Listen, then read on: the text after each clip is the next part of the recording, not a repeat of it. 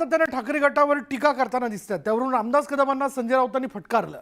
ज्या बाळासाहेबांनी आणि उद्धव ठाकरेंनी त्यांना आयुष्यभर सत्तेची पदं आणि वैभव दिलं, त्यांच्याबद्दल अशा प्रकारची वक्तव्य करणं नैतिकता आणि माणुसकीला धरून नाही, अशा शब्दात राऊतांनी कदमांना फटकारलं.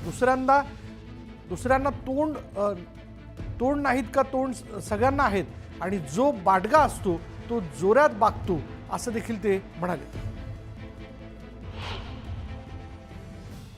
दुसऱ्यांना तोंड नाहीत का? मित्रांना काय तोंड नाही आहेत का? तोंड सगळ्यांना आहेत.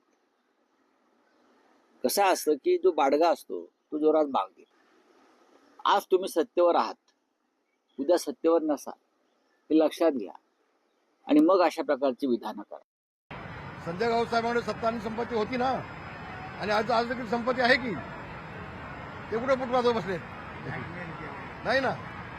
म्हणून संजय राऊतांच्या तोंडामध्ये शोभा येत नाही, असे वक्तव्य शोभा देत नाही. हे बघा, संजय राऊत काही बोलू शकतात. बाडगा अधिक कडवा असतो हे बाळासाहेब बोलायचे.